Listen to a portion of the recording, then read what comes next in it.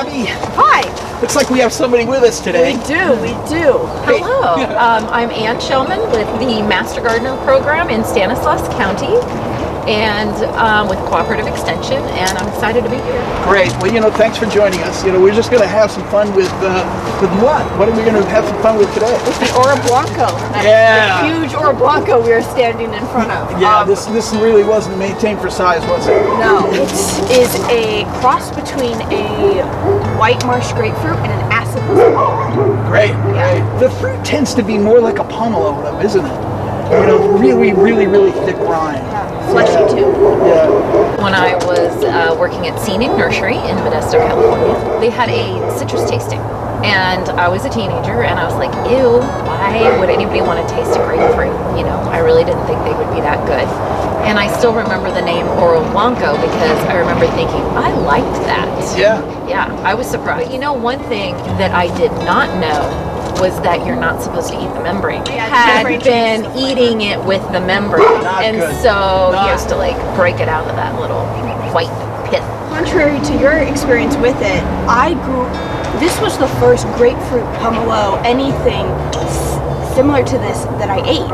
I mean, because my family's been growing it for us as long as I can remember. So what was your original impression of the Oro Blanco? That it was sweet. It has a distinct flavor that a grapefruit or a pomelo just doesn't have.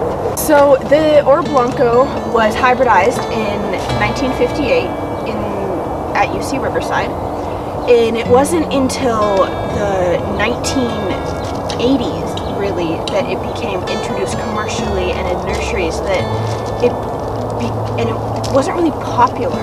Yeah, commercially, it really wasn't that popular to begin with. At least that's the way the story goes. As far as ripening time goes on this, it ripens anywhere from mid-November all the way into late January. So we're actually probably at peak ripeness for here. It's funny though, mine at home and my container. Okay, mine at home and my container is 42 years old. Okay, I've had a container 42, and they produce tremendously every year. And mine aren't quite ready. Really? No. And usually they're not really good in the container. They're really not good until sometime around maybe, I don't know, mid-February. They start really, the sugars really kick up. So the ones on the tree. Well, we'll see. Oh, well. We'll see. We'll have to compare. Well, one of the things that I do, I can tell when I'm working with Oro Blanco, usually if the outside is spongy, if I can feel a give to it, I usually then think that it's probably more ripe. Oh, this one's really spongy. Yeah, I think this one is probably the ripest. This is a little. And similar to your method, the way I tell is by banging it, and if there's like a hollowness to it. Yeah. I think that's legitimate. That's actually. And we compared it, and this one that it has a higher pitch. And this one has deeper. Deeper pitch. I'm going to take this one that I think is not so ripe. Look at the rind on that. And I had been reading that this is so full of pectin, I know in pomelos, that I wonder in grapefruits you could use it to make jam. Good for you. I imagine so. Yeah. It's got to be. All right, so here you go. I'm done. Oh, good job. Oh, that's good. Isn't that tasty? Mm-hmm. It definitely doesn't have that back palate. This is super sweet. But there is a little bit of something at the end. Oh, it's grapefruit. I mean, there's absolutely grapefruit flavor in that. No denying that. Yeah. But it's not that grapefruit that just so overwhelming, that you got to add sugar. This is a variety of grapefruit. You don't have to add sugar. So look at all that, a lot of rind in there. It peels so easily. I agree. It smells so good. Definitely sweeter. Really? Yeah. That's good.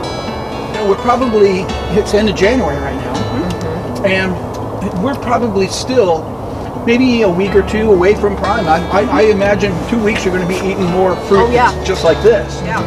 And I think one of the interesting things about grapefruits and pomelos is that the temperature of where you grow the fruit can affect the flavor. Without a doubt. In Southern California, the rind is much thinner. Oh. So up in the north here, we get real thick rinds. Yeah. It's amazingly juicy. There is so much wonderfully juicy. compared to even an orange, Yeah. you know? So if it's 40 degrees right now, my fingertips are actually freezing. Yeah.